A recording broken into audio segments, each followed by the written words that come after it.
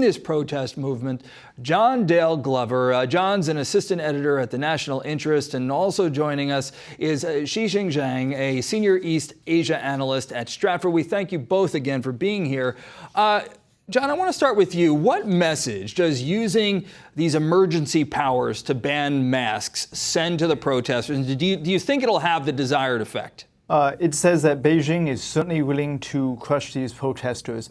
From the standpoint of the Communist Party, these protests are scary and they are embarrassing. They've gone on for over 100 days, and they do not want any kind of threat to their legitimacy. Now, whether it'll work, I really don't think so. If you look at black markets, it's really hard to clamp down on those sort of things. If you're willing to protest for 100 days straight, that shows a lot of resilience. So I don't think that this will have the desired effect. I think it'll just make the protests even more firmer. Xixing, what do you think here? Do you think that by banning these masks, that it will prevent people from going out because they will fear that they will be identified and hauled into custody? It's really hard to tell at the moment. So on one hand, as you said, it could be argued that the law could entail greater risk and threat for the protests defying that law, which means that some of the protests may feel deterred. But on the other hand, most protesters, especially those who are embracing the radical or who are willing to embrace the more radical approach, they have shown every intent to keep their resistance against the government and Beijing, and could also even feel more emboldened to escalate their confrontational tactic to respond to that law. So as a matter of fact, in almost each of the steps that the police forces escalate its crackdown, the protest movement have turned more violent. So it also means that if the anti-mask law is ineffective to stabilize the situation, then the government could feel even more pressures to further intensify its crackdown, which, if that happens, could lead to a more vicious cycle of the situation.